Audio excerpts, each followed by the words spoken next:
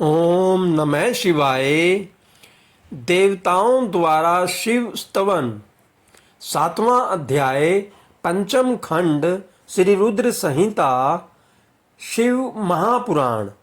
सनत कुमार जी बोले, हे व्यास जी, जैसे ही शरणागत भक्त वत्सल भगवान शिव ने देवताओं की प्रार्थना स्वीकार कर ताराक्ष, कमलाक्ष और विद्युन्माली का वध करने का मन बनाया, उसी समय देवी पार्वती अपने पुत्र को गोद में लेकर वहां आई। तब जगत जननी माँ जगदम्बा को आता देखकर ब्रह्मा, विष्णु सहित अन्य देवताओं ने हाथ जोड़कर उन्हें प्रणाम किया। अपने पुत्रों को देख भगवान शिव उन्हें प्यार करने लगे। तब देवी पार्वती भगवान शिव को अपने साथ लेकर अपने भवन के भीतर चली गई। भगवान शिव के इस प्रकार बिना कुछ कहे अपने भवन में चले जाने के कारण सब देवता बहुत दुखी हो गए, परंतु उन्होंने वहीं खड़े रहकर भगवान शिव की प्रतीक्षा करने का निर्णय लिया।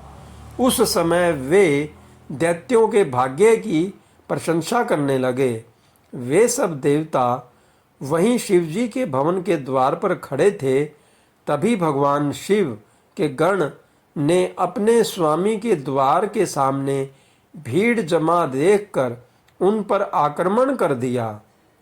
देवता इस अनजान खतरे से संभल न सके और अपने प्राणों की रक्षा के लिए इधर उधर दौड़ने लगे। कई साधु और ऋषिगण गिर पड़े। चारों ओर हाहाकार मच गया। तब भयभीत होकर सब देवता भगवान श्री हरि विष्णु की शरण में गए। देवताओं को समझाते हुए श्री हरि विष्णु ने कहा, देवताओं तथा मुनिगणों, आप लोग क्यों इतना दुखी हो रहे हैं? महान पुरुषों की आराधना करने में दुख तो आते ही हैं। इन कष्टों को झेलकर ही भक्त की दृढ़ता बढ़ती है और तब वह अपने आराध्य देवों को प्रसन्न कर पाता है। भगवान शिव तो समस्त गुणों के अध्यक्ष तथा परमेश्वर हैं। आप सब मिलकर भगवान आशुतोष की प्रसन्नता के लिए ओम नमः शिवाय, शुभम शुभम कुरु कुरु शिवाय नमः ओम मंत्र का 1 करोड़ बार जाप करो। वे इससे अवश्य ही प्रसन्न होंगे और हमारा कार्य पूरा करेंगे। भगवान श्री हरि विष्णु के इन वचनों को सुनकर सभी देवता बहुत प्रसन्न हुए और सहर्ष भगवान शिव की आराधना करने लगे। अपने कार्य की सिद्धि के लिए उन्होंने 1 करोड़ बार विष्णु जी द्वारा बताए गए मंत्र का जाप करना आरंभ कर दिया। जैसे ही उनकी यह आराधना संपन्न हुई, भगवान शिव उनके सामने प्रकट हो गए। भगवान शिव बोले, मैं आपकी इस उत्तम आराधना से बहुत प्रसन्न हूँ। आप अपना इच्छित वर मांगे। प्रभु के ये वचन सुनकर देवता बोले, हे देवाधिदेव, हे जगदीश्वर, आप सबके कल्याण करता हैं। भगवान हम पर कृपा कर हमारी रक्षा कीजिए। आप त्रिपुर स्वामियों का वध करके हमें भय से मुक्ति दिलाएं।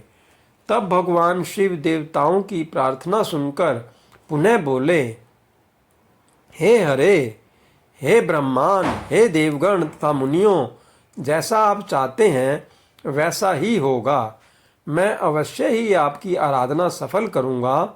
हे विष्णु, आप इस जगत के पालन करता हैं, इसलिए त्रिपुर विनाश के लिए आप मेरी सहायता करें।